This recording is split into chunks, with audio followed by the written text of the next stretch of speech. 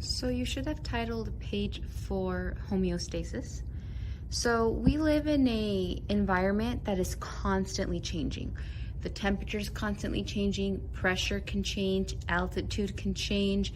When you eat, you introduce a bunch of sugar and nutrients and carbohydrates in your body, and that's changing the internal part of your body.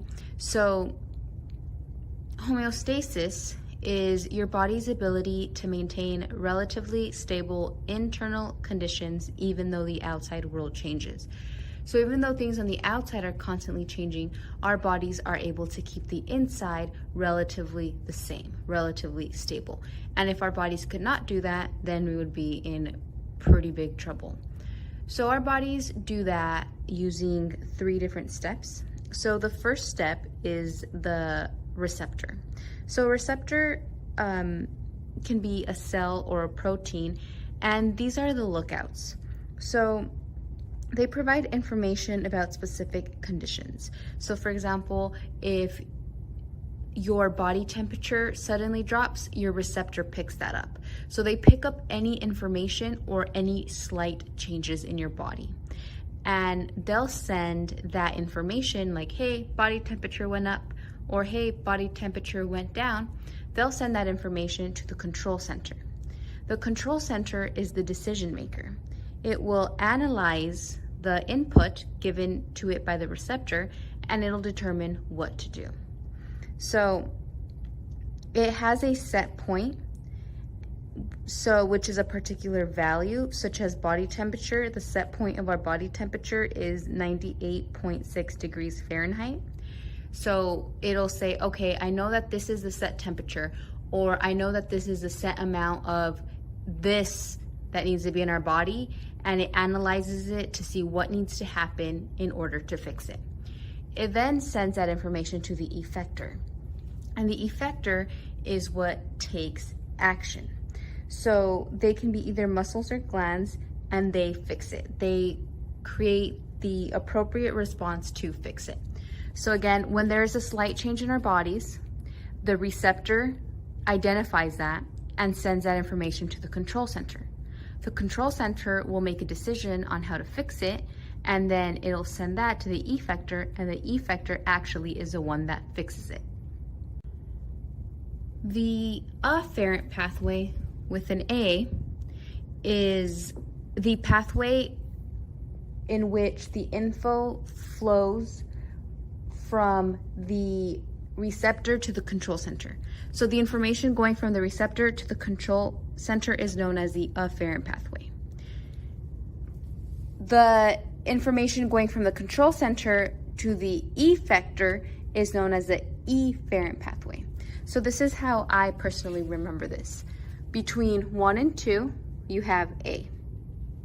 Between 2 and 3, you have E. So just put them in alphabetical order. Afferent comes before efferent. And that way you can remember afferent is between step 1 and 2, receptor to control center, the lookout to the decision maker, and then efferent goes from 2 to 3, the control center to the effector. We know that homeostasis is our body's ability to maintain a normal internal condition despite the fact that things around us are constantly changing. And we know that our body does so through the receptor, the control center, and the effector. Also, what you need to know is that it does so in what we call feedback loops. So there are 2 different types of feedback loops. The first type is a negative. And what a negative feedback loop does is it's going to reverse, it's going to stop, or it's going to correct. So the receptor, which is the lookout, is going to pick up that info. And that's all it does. It doesn't know if that info is good or bad. It just picks it up and it sends it to the control center. The control center will read that info and be like, ooh, this is not good. This is either too high, like for example, temperature, this is too high of a temperature for the body, or this is too low of a temperature for body. Whatever it is, this is not good and we need to fix this. So the control center is what realizes that we need to stop this and we need to control it and we need to bring our bodies back to normal. So then it'll send that to the effector. The effector will take action and it'll correct and return the body to normal, return it to homeostasis. So that is a negative feedback loop because that initial input that is picked up by the receptor is quote unquote bad or quote unquote it needs to be stopped. So the negative feedback loop will reverse it, stop it, correct it, bring the body back to normal. A positive feedback loop is the exact opposite of a negative. So we know that a negative reverses, stops, or correct. A positive does not reverse, it does not stop, it does not correct. What it does is it intensifies. So I'm going to use a hormone for an example. So the receptor, again, picks up the information. The receptor doesn't really know what to do with the information. It sends it to the control center through the afferent pathway. The control center analyzes this information and says, yes, we need more of this hormone. We need to make more. This is good.